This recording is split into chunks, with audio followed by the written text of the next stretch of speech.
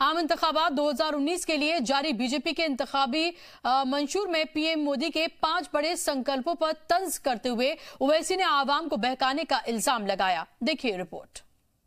Election जब आता है धोखा देने की सियासत करते हैं, झूठ बोलते हैं। कितने पंडितों को वापस लेकर गए। बीजेपी कहती है कि हम 370 को बर्खास्त कर देंगे। 5 साल 280 आपके एमपी, 320 के ऊपर आपका एनडीए, कश्मीर में जम्मू में आपकी सरकार। कब तक ये लोग अवाम को धोखा देते रहेंगे। बीजेपी के वादों पर सवाल उठाते हुए एमआईएम सदर ओवैसी मोदी हुकूमत के 5 सालों का जिक्र करते नजर आए।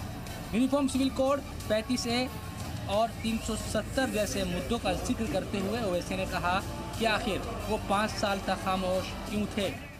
लॉ कमीशन ने कह दिया कि यूनिफॉर्म सिविल कोड नहीं लाया जा सकता। लॉ कमीशन की रिपोर्ट आ गई कि हम यूनिफॉर्म सिविल कोड हिंदुस्तान में नहीं लागू कर सकते। 335A की बात है। सुप्रीम कोर्ट में बीजेपी सरकार जाकर कहती है कि अभी इस पर हियरिंग मत करिए, हालात सही नहीं है। इलेक्शन आ गया तो हालात सही हो गए। ये हमारे हिंदुस्तान का जब संविधान बना, इसमें न सिर्फ पंडित नेहरू बल्कि बाबा साहब भीमराव अंबेडकर और खुद बीजेपी के आइडियोलॉग श्यामा प्रसाद मुखर्जी कैबिनेट में थे। अगर आप नागा फ्रेमवर्क ऑफ एग्रीमेंट पढ़ेंगे, उसमें इस सरकार ने उस पर साइन किया कि शेयर्ड सॉवरेनिटी। कहां गया इनका नेशनलिज्म। बेरोजगारी का मुद्दा उठाते हुए ओवैसी ने कहा कि राम मंदिर पर बीजेपी सरकार आईन मुखालिफ काम कर रही है। रोजगार का तो जिक्र ही नहीं है, टाइम टाइम हो गया वो रोजगार का तो। हाँ, राम मंदिर आप कॉन्स्टिट्यूशनल तरीका, क्या कॉन्स्टिट्यूशनल तरीका है?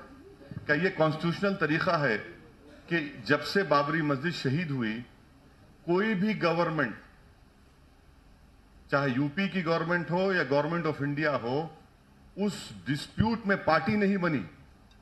इस गवर्नमेंट ने जाकर सुप्रीम कोर्ट को कहा कि एक्सेस लैंड दे दो आप।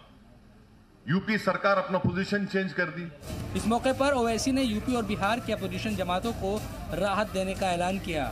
इस बार एआईएमआईएम यूपी में कोई उम्मीदवार नहीं उतारेगी, जबकि बिहार में सिर्फ किशनगंज में पार्टी मुकाबला करने की तैयारी में है। मुझे उम्मीद है कि इंशाअल्लाह ताला यूपी में एमआईएम पार्टी वहां पर कोई कैंडिडेट्स नहीं खड़ा करेगी उत्तर प्रदेश में, और हमको उम्मीद है कि उत्तर प्रदेश की आवाम गठबंधन का साथ देगी और गठबंधन को कामयाब करेगी। रहा सवाल बिहार का, बिहार में हम किशनगंज में एमआईएम का कैंडिडेट है। हमारी पार्टी वहां पर सीमांचल की नाइंसाफी के खिलाफ लड़ाई लड़ रही है। कांग्रेस और बीजेपी को एक जैसा बताने वाले ओवैसी अवाम से मुल्क के हक में फैसला लेने की बात कही। साथ ही उन्होंने बीजेपी पर मुल्क की डाइवर्सिटी को तस्लीम करने का इल्जाम भी लगाया। ब्यूरो रिपोर्ट, जी सलाम।